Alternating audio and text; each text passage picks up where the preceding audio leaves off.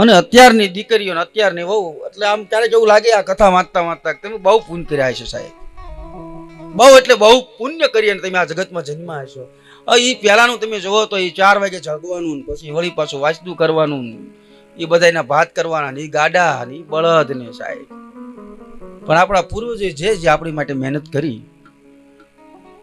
અત્યારે વધ્યું શું? એક વસ્તુ વધી, અત્યારના છોકરા મોટા થઈને બાપાને એમ કહે કે તમે કાંઈ કર્યું નથી. આટલું વધ્યું, આટલો આપણે મા બાપને લાભ આપ્યો છે. એમ કહીએ આપણે એમને કે તમે તમારા જીવનમાં કાંઈ નથી કર્યું. અને જ્યારે એવું કહીએ ને ત્યારે થોડુંક યાદ રાખવું, એમને આપણી કોઈ જલસા જ કરવા હતા, એન્ડ્રોઈડ મોબાઈલ ને ગાડી ને પ્લેનમાં બધે જવું જ તું, પણ એમને પેટે પાટા બાંધી અને તમારી હાટું 10-15 વીઘા જે કઈ 20 વીઘા જમીન રાખી છે તમારા મા બાપે, એમને પેટે પાટા બાંધીને રાખી છે સાહેબ. શું કામ? મારું ગઢપણ આવશે, મારો દીકરો મોટો થશે, કેટલી આશા હશે સાહેબ. અને આ તો જમીન તો અખે પાથર કહેવાય. એને રાખ્યું, પણ એને ખબર નહીં હોય કે 2-3 દીકરા છે મારા વારા કરશે. એમ તમે તમારા હૃદય ઉપર હાથ રાખીને વિચારી જોજો, ક્યારેક ઘરે જઈ 3 દીકરા એક બાપને હોય ને 3 દીકરી હોય તો એ મા બાપ 6 ને પરણાવે ને તોય કોઈ વારા નથી કરતા.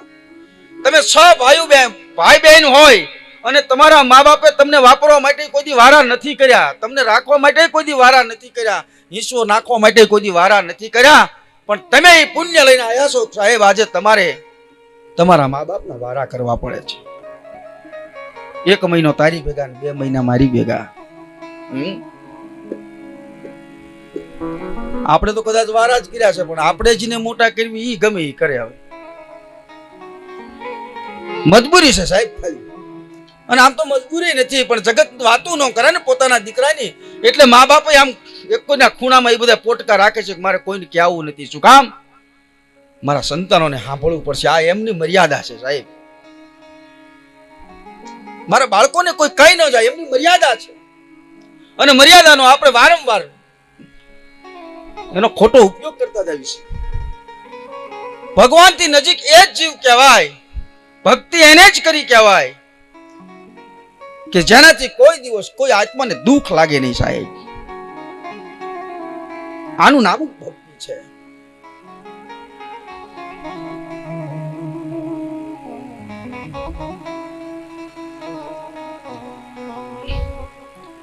અને એ જ ભાગવતનું મહાત્મ પણ છે કે જે મનુષ્ય આ કથા સાંભળે અને કોઈને સંભળાવે. આજે આપણને ઠાકરસિંહભાઈ પરમાર પરિવાર વતી આ એક કથા સાંભળવાનો લાભ મળે છે, બરાબર ને? પણ લાભ તો આખા ગામને છે ને, હગાવાલાને છે, આજુબાજુના લોકોને છે. અને આમાંથી જાજુ ન લઈ જાવ તો કાંઈ નહીં, પણ માત્ર 7 દિવસની કથામાં એક થોડોક જ તમારો સ્વભાવ જો સરળ બની જાય તો એનું કલ્યાણ થઈ જાય ને એના દીકરાનું કલ્યાણ થઈ જાય સાહેબ. કેવી રીતે આ કલ્યાણ? એવા કોઈ સંતો મહાપુરુષો આવે ને તમને એવા શબ્દો કહે અને તમારા આટલા તમે બધા બેઠા છો એમાંથી એક વ્યક્તિના મા બાપને સુખ મળી જાય તો આ કથા સાર્થક બની જાય સાહેબ. બધાને જ્ઞાન લગાવવાની કાંઈ જરૂર નથી મારા બાપ. એક જીવ જો સુધરી જાય, અને હું તો એમ જ કહું, હું જ્યાં જ્યાં કથા કરવા જાઉં, હું સવારે અમારા ભૂદેવને કહેતો કે આપણે કોકને નથી સમજાવો, પણ આપણે કથા કરીએ ને આપણને 2 વસ્તુ જો સમજાઈ જાય ને આપણા પોતાના જીવનની માટે તો એ કથા સાર્થક કહેવાય. નકર પછી કેવું થાય ખબર ને તમને? ગળામાં માળા, પેટમાં લાળા અને કરવા આખા ગામના શાળા ને તોય કેવરાવું ભગત. આ દુઃખ છે સાહેબ.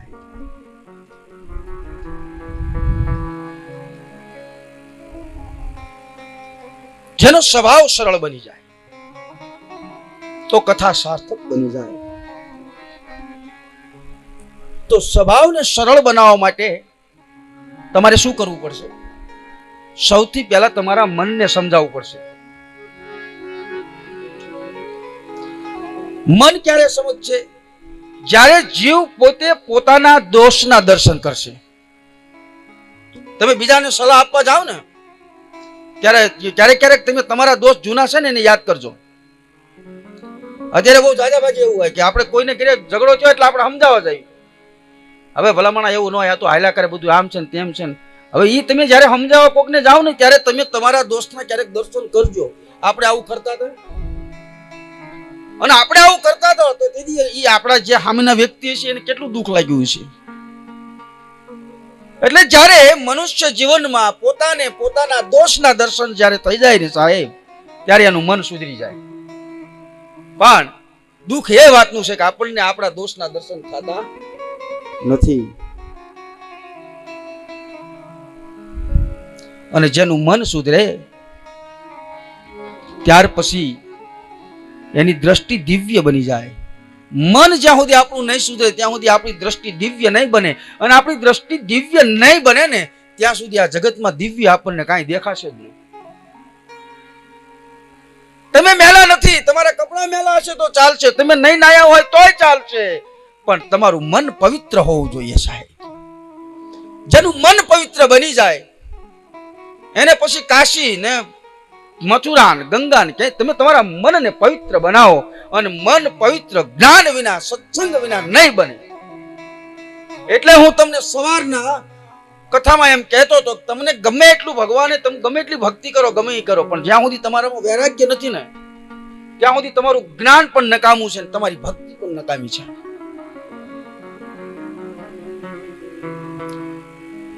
જેની દ્રષ્ટિ દિવ્ય બની જાય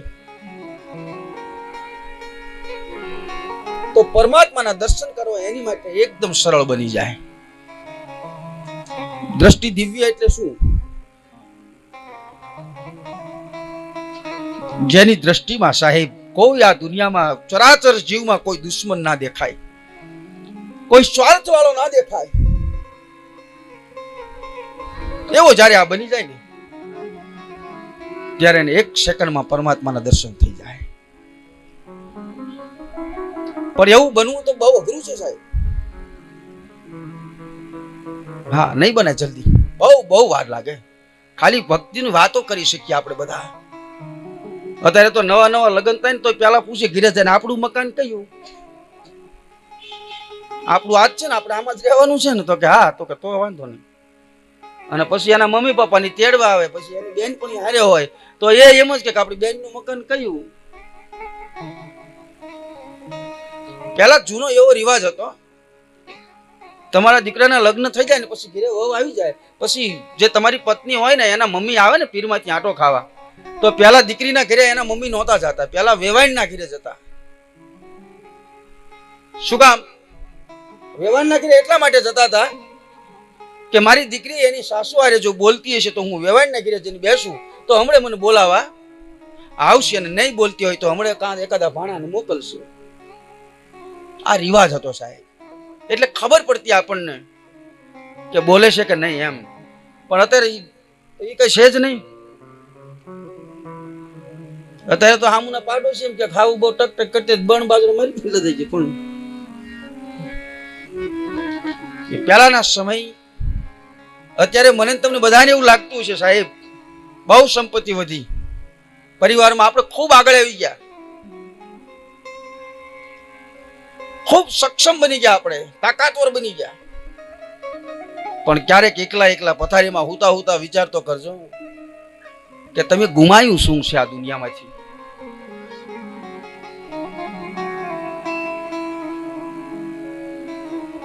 તો પરમાત્માના દર્શનની માટે જેમ આ ત્રણ અનુભવ ભાગવત આપણને કરાવે છે એમ શ્લોકમાં બોલવામાં આવ્યું છે, સચિદાનંદ રૂપાય. ભગવાનના ત્રણ રૂપ અને ત્રણ રૂપના ત્રણ દર્શન, સત, ચિત અને આનંદ.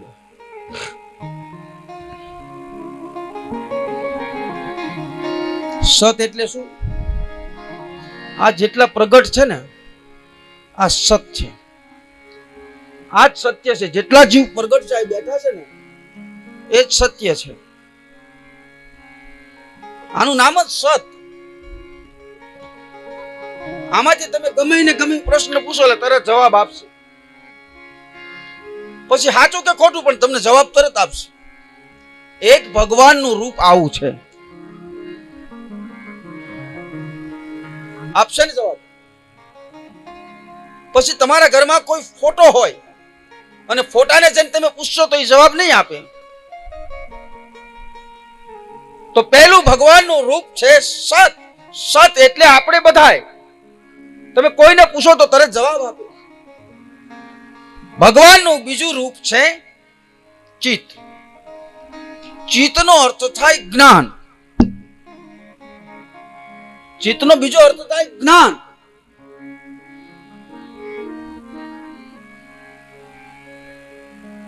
અને ભગવાનનું ત્રીજું રૂપ છે આનંદ. આનંદ પ્રગટ નથી, અપ્રગટ છે.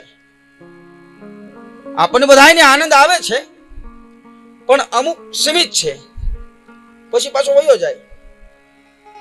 આપણે દીકરાનો સંબંધ કરીએ વ્યવસાય અને નવા નવા વ્યવહાર થાય એટલે 10 દિવસ એવો આનંદ આવે, અથવા તો 2 મહિના સારો આનંદ રહે, પછી એકાદી વ્યવહાર એક વખત ને 2 વખત ને 5 વખત ને 10 વખત આવે જાય એટલે તરત આનંદ ઘટતો જાય.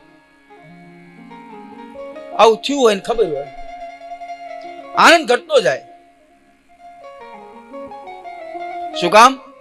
એટલા માટે ઘટતો જાય સાહેબ. ખરેખર તો આમ નાતો તો આનંદની માટે જોડાયો હતો, પણ આપણે જે જવું પડે ને એ કરતા જાજી વખત જઈ આવ્યા એટલે આ નાતો ઘટે છે. એટલે આનંદ અપ્રગટ છે, પ્રગટ નથી. પ્રગટ છે એનો તો કોઈ સંતો મહાપુરુષો આપણને અનુભવ કરાવી શકે. કારણ કે સંતો તો આનંદને આઠેય પર તમે સુઈ જાઓ તો એનો એ જ આનંદમાં તમે આનંદ કરી શકો, એ જ મસ્તીમાં તમે રહી શકો. અને તમે જાગૃત અવસ્થામાં હોય ત્યારે પણ એ આનંદ, સુષુપ્તિ અવસ્થામાં એ આનંદ, ચાર અવસ્થામાં એક જ આનંદ બતાવ્યો છે. તો ભગવાનનું ત્રીજું સ્વરૂપ છે આનંદ.